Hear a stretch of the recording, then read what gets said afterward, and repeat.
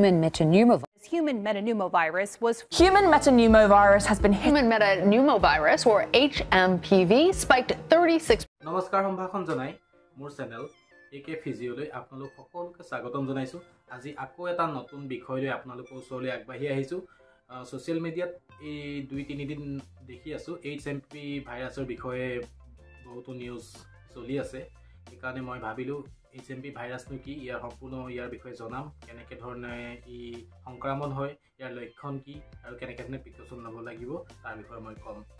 human metapneumovirus বা HMPV হৈছে এটা শ্বাস-প্ৰশ্বাসজনিত ৰোগ সৃষ্টি কৰা ভাইৰাছ ইয়াক 2001 চনৰ নেদাৰল্যান্ডৰ ভাইৰলজি বিশেষজ্ঞসকলে চিনাক্ত কৰিছিল HMPV সৰ্বসাধাৰণতে শীতকালীন সময়ত সৰ্বাধিক সংক্ৰমণ হোৱা ৰোগ বিশেষকৈ 5 বছৰ তলৰ শিশুসকল ইয়াত সংক্ৰমণ হয় বয়সস্থ ব্যক্তি আৰু যিসকলৰ ইমিউন সিস্টেম বহুত কমজোৰ তেখেতলোক ইয়াত সংক্ৰমণ হোৱা দেখা যায় HMPV ভাইৰাছৰ লক্ষণসমূহ কি ইয়াতে কবলৈ গলে কাহ হাঁচি চৰ্দি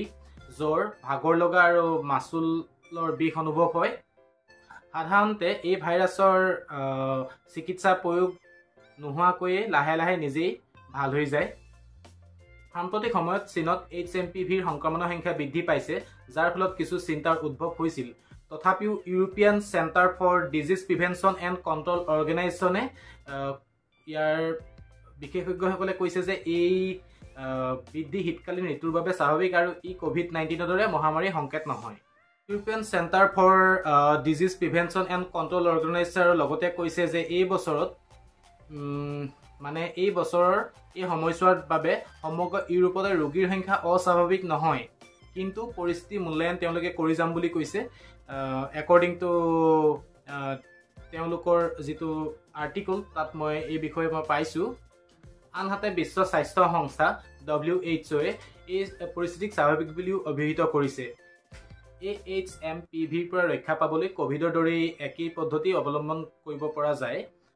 HMPV কেনেকৈ বিয়পে সংক্ৰমিত ব্যক্তি দেহৰ পৰা কাহ হাঁচিৰ জৰিয়তে এই সংক্ৰমণ হ'ব পাৰে আৰু সংক্ৰমিত ব্যক্তিৰ সৈতে যদি ঘনিষ্ঠ সম্পৰ্ক যদি হ্যান্ডশেক কৰে বা টাচিং আৰু হাগিং কৰে তেতিয়া সংক্ৰমিত ব্যক্তিজনৰ দেহৰ পৰা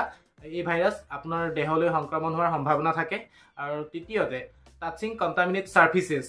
যদি সংক্ৰমিত ব্যক্তিয়ে কোনো এটা পৃষ্ঠত স্পৰ্শ কৰে আৰু এই সংক্ৰমিত ব্যক্তিজনৰ দেহৰ পৰা যদি ভাইৰাছটো সেই ঠাইডোখৰত থাকি আহে বা থাকি যায় তেনে তাৰ পাছত যদি আপুনি গৈ সেই ঠাই টাচ কৰে তেতিয়া আপোনালৈ সংক্ৰমণ হোৱাৰ সম্ভাৱনা থাকে আৰু এটা 4 নম্বৰটো হৈছে শেয়াৰ্ড পাৰ্সোনাল আইটেমছ যদি সংক্ৰমিত ব্যক্তিৰ টাৱেল